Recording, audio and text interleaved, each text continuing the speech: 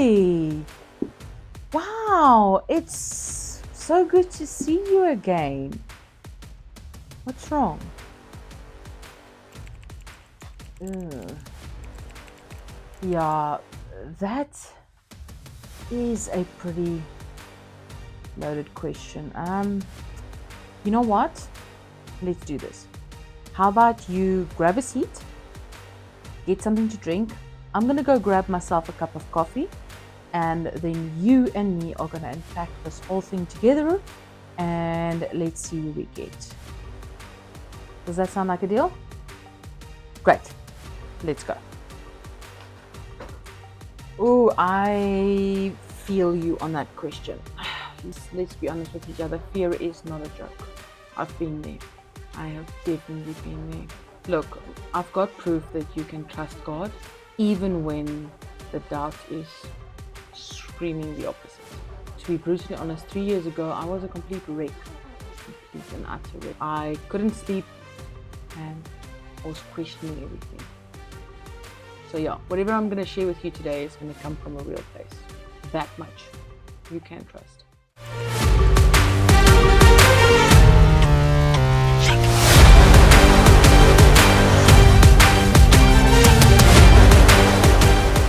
Now I've got peace that is going to stick for you. But before I do this, I need you to understand this. 84% of this world, 6.5 billion people, lean into faith without any proof, without a lab test, without anything to back it up. And that's not just me saying it. That is a Gallup 2023 study. And even the Bible's in on it. Let's take, for example, Hebrews 11 verse 1. It pretty much tells you that faith is all about trusting something that you can't really see. So let's chat about that. Just 25 minutes, you and me, and let's unpack this whole thing, and I'm sure you're going to feel better by the end of it. Ready? Let's go. I'm sure right now you are feeling like, where does it even start? Where does all of this start? Like you're lying awake at night, constantly just freaking out and feeling like God is not real. That you are all by yourself, just you, and He's nowhere to be seen. It is a very heavy feeling. I've been there, I know how it feels, and I've got you. For me, it kicked off when I lost my mom a couple of years ago. I think I was 37. Yeah, I think I was about 37. I was sitting outside on the grass. It was late at night. Yeah, it was late. I was just sitting outside on the grass staring at the sky, and something just hit me. Is God even up there? No, just looking up. Is He even there? Is this just not all a figment of my imagination? I mean, my heart was pounding. I could feel the depths of what I was just thinking. I mean, the reality was my marriage was a complete mess at this time, like complete mess. And the reality is I felt like a fraud. I felt like all of these things that I was going through was not just, just sometimes get those feelings like, is this even real? Am I doing something that's even worthwhile? It really made me feel like a fraud. I truly and utterly felt like a fraud. It feels like the darkness is like swooping down on you. It's looping and facing you, covering you. No matter how much you're trying to just push it away, it's like all around you. It's sticking to you, and you just can't get your breath. You feel so suffocated. I don't know if you ever felt like that. Everything is just piling on top of you. You're getting no relief. You're all by yourself in this, and it just keeps stacking and stacking, and the pressure is crushing you. And the reality is you don't know where to go. You don't know where to find relief. You don't know where to turn. Let's be really honest. You have been praying for things that has not been answered for. You have been hoping. You've been praying for a while, and it just feels like it's going into this empty void, and He has forgotten you. I know that feeling, and I know it's heavy. I really know. I understand where you are right now. I know it's a very heavy feeling, but bear with me. I'm going to break this down, and I'm going to show you how to get relief. I really believe that the stuff that I'm going to give you now is really going to help. But first, I need to explain to you where the turning point came for me. You need to understand what happened at that moment. Because if you've been here for a while, you would know my videos. The first thing I need you to do is I need you to acknowledge that is how you feel. You need to accept that is how you feel. That is the first step to change. If you can't acknowledge how you feel and you can't acknowledge where you are, I can't help you. So this is the point of the video. If you don't feel like that, scroll on by. I believe I was sitting and I was reading the Psalms 34 verse 18. The Lord's near the brokenhearted. And I kept reading that. I kept believing that. And then one night, I just felt this love, this relief, this joy just coming down from above and encasing me with it. And in that moment, I became calm. I didn't know where it came from. The doubt started subsiding and I started just feeling a lot better.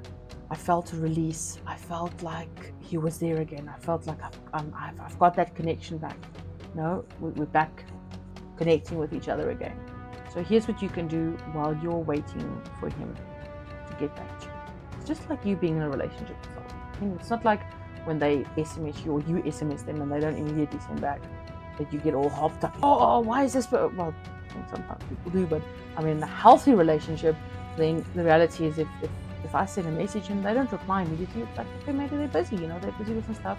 Don't worry, I'll get a reply and a response from them. That's how you need to see your relationship with Jesus. That's how it needs to be, because you are in a loving, intimate relationship. And although the doubt is like really, really, really, really loud right now, make the decision that doubt is not the boss. It's not going to rule you. You are going to take back control and overcome this doubt. So what I need you to do now is I need you to write down the following. Write down how you're feeling right now. I don't care if it's a letter. I don't care if you journal. I don't care how you do it. Just write down how you're feeling. Raw, open, intimate, like you're writing to someone. Like you're writing to someone you really, really love. Write it out for them and say, this is how I feel right now, and I want to tell you how I feel. All right, let's jump on to number 1. Ditch the sermons and read the word. If this is the first time you're hearing it, awesome. If it's not, you would know that I'm very much set upon this. It's extremely important for you to cut out the noise. You need to silence the noise and learn to move inward, to come inward, to connect out, right? You can't have all this noise coming into you and then expect to connect upwards. You need to block that off, go within yourself, and then start building the connection up towards Jesus. You need to cut out that noise. You need to silence that noise. And this reminds me of a scripture, John 16 verse 33. I've overcome the world. And I need you to read this raw. I have overcome the world. That means Jesus has overcome everything in this world. There is nothing that you're going through that he does not understand, that he has not experienced, and he has empathy towards. Spending time with him, not with what other people, their impressions of him are.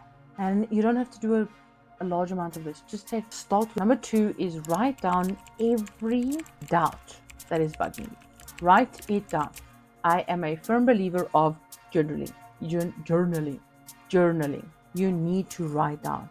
It has been proven scientifically that if you take what is in your brain and you write it down on paper, the brain tends to delete it because now it feels like you have taken note, you have filed it. So you need to empty out your brain. So you're going to do the same. You're going to grab a notebook and you're going to get real. You're going to write down how you feel. And then what you're going to do is you're going to go and hunt the scriptures that validates it. So if you're feeling mad or you're feeling frustrated, you say, I am mad at God. And you're going to go into the Bible and you're going to validate that. You're going to say, do I have a valid reason to hate God? And you'll be surprised what you find. Number 3 is very important. This was a big one for me. You need to acknowledge and mix in logic and science in your walk with God. What, Manny? How dare you? Logic? No. Science? No. That's evil. No, it's not. My head was a war zone because the only thing that I was filling in my head was people telling me all about God, preachings and sermons and Bible. And when you do that, you're only limiting yourself to one viewpoint. You are only eating one type of thing. The reality is to have a balanced diet, you need to have protein, you need to have fruits and vegetables, you need to have nuts, you need to have I don't know what else.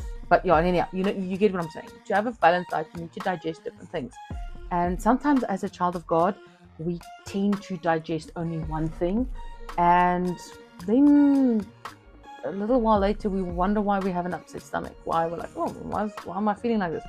Well, because you've only been digesting one thing. And there's a lot of truth in logic. And there's a lot of truth in science. There really is. And you shouldn't just discredit them because you're trying to be the perfect Christian. I did it for a very long time. And the moment that I broke that framework and I realized that God is logic. He wouldn't have created logical thinking if he's not logical. And he wouldn't have created science if he's not a scientist. He's all of these things. So whenever you do get facts, or whatever you do, always test it against the word. And if it's proven to be true, then apply it. If it's disapproved, then put it aside, like evolution. I don't believe in evolution, so that's something that's not corroborated by the Bible, so I put it aside.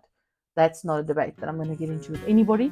That's my personal belief, and if you believe in it, you're fine to believe in it. But before we go off this, I need a specific scripture that you need to remember in this piece. It's Romans 1 verse 20. His qualities is in creation. The reality is he created DNA. Created all of it. Logic, Bible, science, everything. It's important for you to digest it. So, what can you do to improve this or start applying it in your life? Read something scientific. Read something. Is there a book? It's the same thing with fantasy. I get this question a lot where people ask me, yeah, but what if I like reading romantic novels? What if I like reading all kinds of different novels? So maybe you're not a scientific person, but you're a dreamer. I'm a dreamer. I'm a fan of the romance. I'm a real romantic. And I do love a good romantic novel. Now, should I not read it because it's not biblical? You know what? Read it. It makes you feel uncomfortable, then don't read it further. Let it go. If you read it and you do not feel any conviction, you don't feel anything, then okay, fine, read it. I think we are so hopped up on what's right and what's wrong, what's right and wrong. The Bible tells us to test everything and to take what is good and to discard what is bad. You know what? If God wanted a duplicationable system, he would have created us all from the same strand of DNA. We're not all the same. We're extremely individual. We have a personal history, which means that none of us can stand here today and say that we have walked the same road, because we haven't. We have an individual DNA. We are on every level, from biblical, scientific, logical, every single level. We are so unique. Number 4 is build a biblical meditation habit. Did she just say meditation? That is evil. It's from Lucifer himself. No, it is not. There is a lot of biblical truth to meditation, and if you want more revelation on that, I am releasing my book in the next 3 months. There's going to be a lot of controversy around it because a lot of the beliefs that we held as Christians, I am breaking apart. So yeah, the readership is going to be really split down the middle. 50 are going to love it and 50 are going to be like, what? So yeah, the reason why I'm saying to have this meditative time is because we need to learn to become quiet in front of God. Because let's be honest, our heads are like a war zone. There are so many things flowing through our mind every single day, and you're not alone. I was in that exact same place, just like you. You know, it's like there's so much going on here.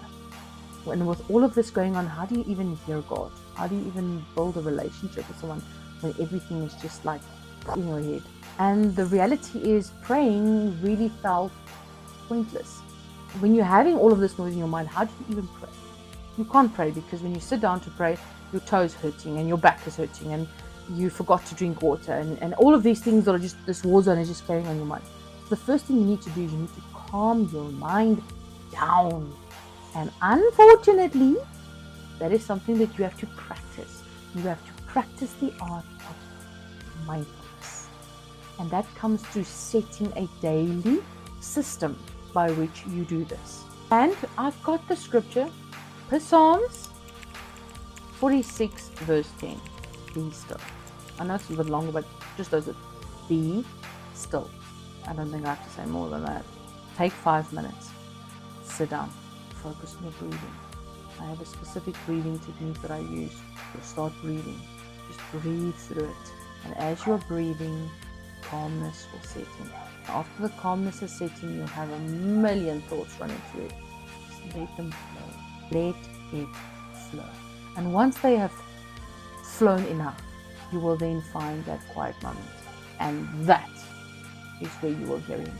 And trust me, when you get quiet enough, he's going to show up because he never left you. Number 5 is I started using the Bible not as much as just an educational tool, but I also started using it as a filter. So let's be real, there is so much information out there. How do you even break down what is truth, what is not truth, what is real, what is not real, what you do, what you do not do? Just me saying this is like overloading my brain. And then I used a specific scripture, John 8 verse 32. The truth sets you free. And that is very important because the truth does set you free. It's very important for you to sift through what is truth and what is not truth. No one else is going to do that for you. And by you trying to seek that from your pastor or from other spiritual leaders, it's not going to work. Because like I said to you in the one before, you are uniquely created. You need to learn your own tolerances. And that's only going to come through you doing it yourself. So you need to start seeking truth for yourself. Number 6, chase what brings you relief. I mean, to be honest, after my mom died, I was pretty numb for a while. Although I grew up in a very abusive home, the last couple of years I did grow very close to her. So her death was a challenge for me. And the reality is during that period I was very conflicted. I had to deal with a lot of emotion like that. I thought I dealt with a lot of the stuff before she died. No. After she died, there was a lot more that I had to unpack. And the difference now is she wasn't there that I could communicate with anymore. So this was like me having to go to this back and forth with God the whole time, working through myself. It had nothing to do about her anymore. It had everything to do about me now, because now I had to really face my feelings. I had to face how it felt and the things that hurt me, and I had to work through them. But one of the things that I found during this process was a specific scripture, Matthew 11 verse 28. Come to me weary. Now, that really made sense to me. It really hit me hard because, yes, when we are weary, that when those moments come where we are doubting, when things are a bit heavy, he wants us to come to him.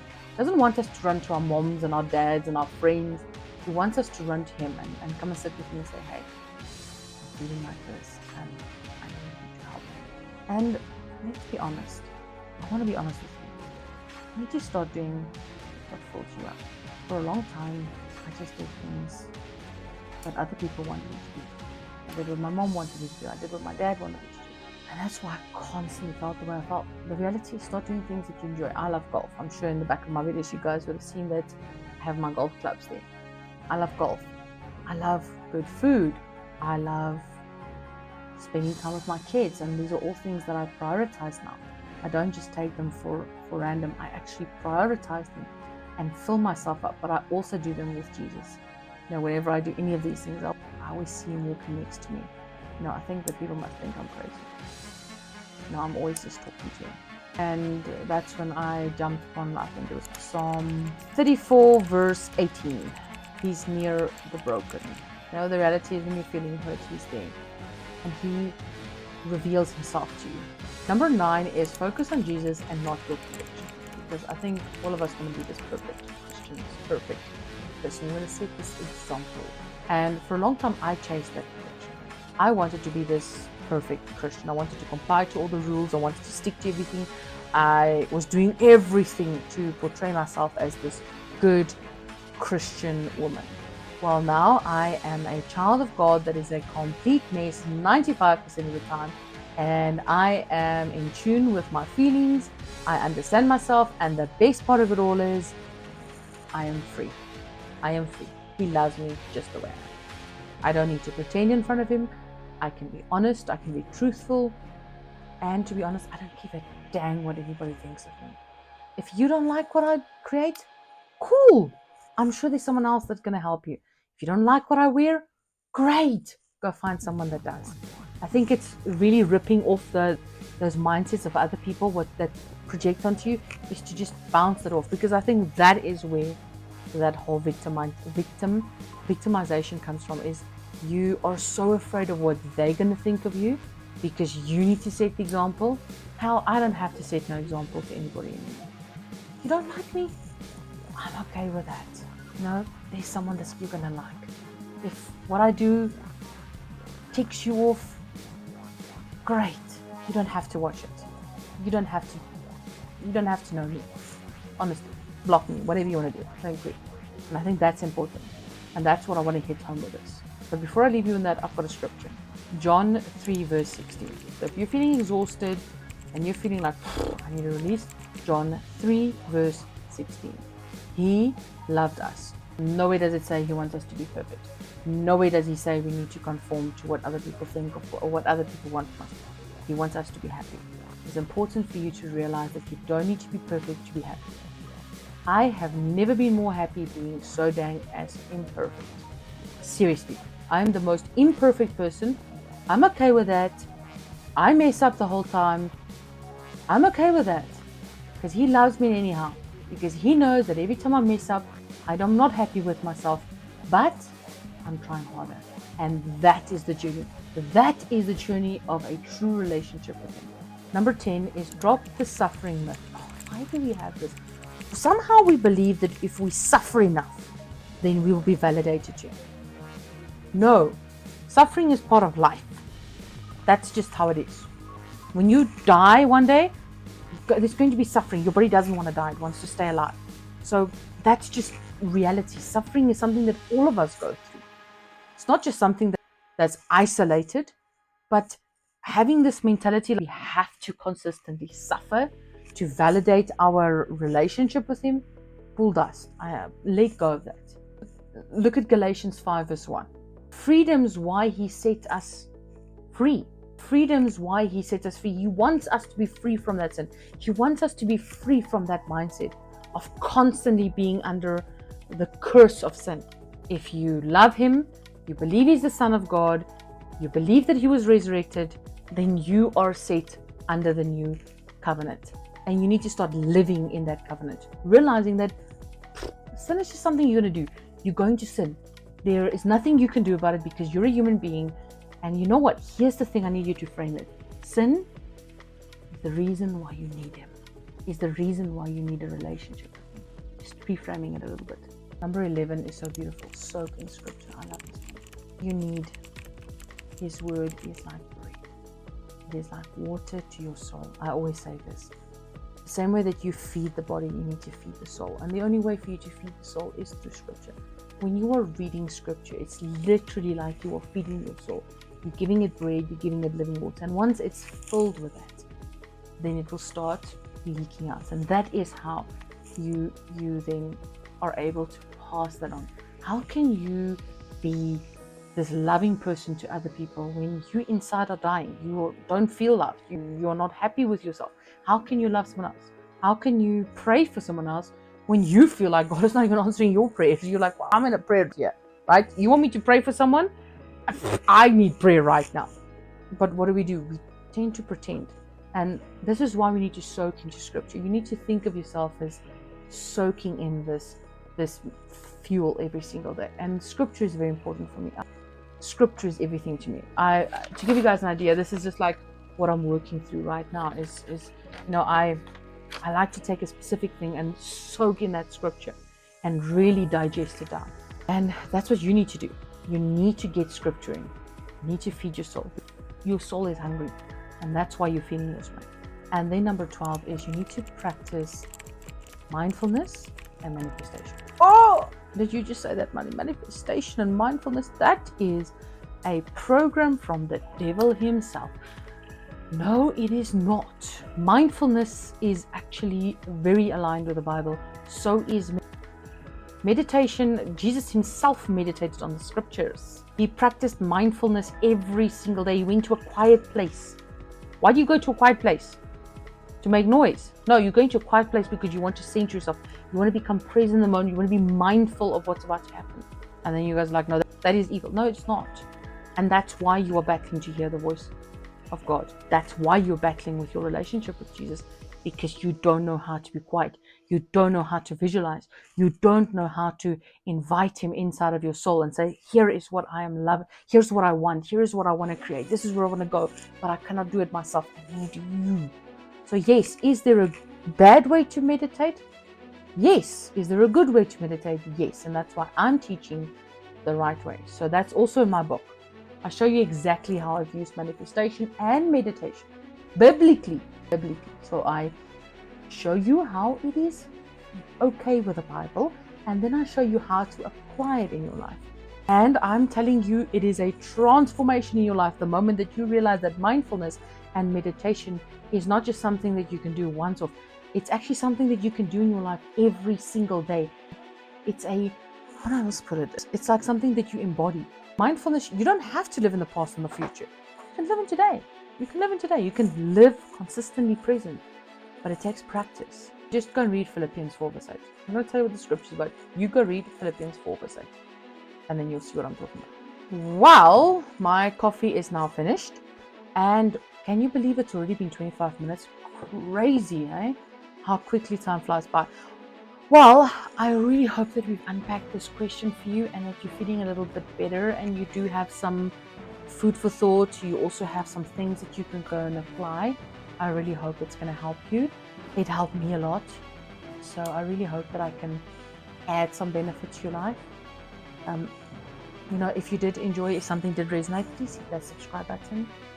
And I would love for you to be part of my community. Hit the thumbs up if you enjoyed the video. If you did enjoy the video, then maybe I'm not the creator for you. I'm okay with that. I'm going to love you. As I always say, I'm going to love and leave you. Right? Love and leave you. If you don't resonate with what I'm saying. Other than that, guys, it's always such a great reminder when I go through these things, the things that I've overcome, and then look back on it and being able to give it to someone else to say, hey, this is what's worked for me. And then it works for you as well. It's such an uplifting experience. And I think that's what Jesus meant when he said, love your neighbor as you love yourself. Because if you found something that's changed you, why don't you want to give it to your neighbor? For you guys that are here, I did talk about my book, but I'm just going to repeat it again. In 3 months, I'm dropping my book. Absolutely amazing book. I'm going to show you how to go from that victim mentality to living in the spirit and building an amazing relationship with Jesus. A crazy, amazing relationship with him. I can't even remember the time that I don't hear his voice. I'm consistently hearing his voice. I'm in consistent communication with him. And you know what? Every single day, it feels like my heart is aligning more with his heart. And I think that is the journey that we all want. So, my book is dropping. I'm only going to be doing a small print in the beginning. So if you want to get the book before the rest of the people, then jump on the pre-order list right now, because I'm not going to be printing as much as, I'm not going to be printing thousands, but I'm going to do a small print run, and those that pre-ordered are going to get it. Those that pre-ordered, there's not enough, I'm sorry, you're going to have to wait for it then. So jump on there, get the book. Absolutely amazing. Just to give you guys some background on the book, I lived the book for 3 years. I wrote the book for over a year. So I literally, and when I say I wrote it, it's because it literally took me like a whole year. It took me 3 years to practice what I put in the book. And then it took me a year just to understand what the heck I was doing and how I was applying it, and then being able to put it down into like a book that I can give to you and say, well, here's something for you. So that's the book. Join my newsletter as well. I break this down, like just spoken to you about all these things. Those things will be on my newsletter. I do send out 3 newsletters a week at this point in time, because I do feel that there's a big calling for people to you need to submerge yourself in scripture. So I'm digesting things down and I'm sharing thoughts with you. So it is 3 newsletters a week, but this video is here, and then on top of the video you also get in the newsletter, you get the PDF of everything that I spoke about, and then you can just take the scriptures and everything that I said and go and apply it for yourself in your own room with Jesus. Let me know if it's helped you. I would love to hear from you. Other than that, guys, thank you so much for being here. And as I always say, guys, please have an awesome, terrific day, a God-filled day. And I'll see you guys in the next one.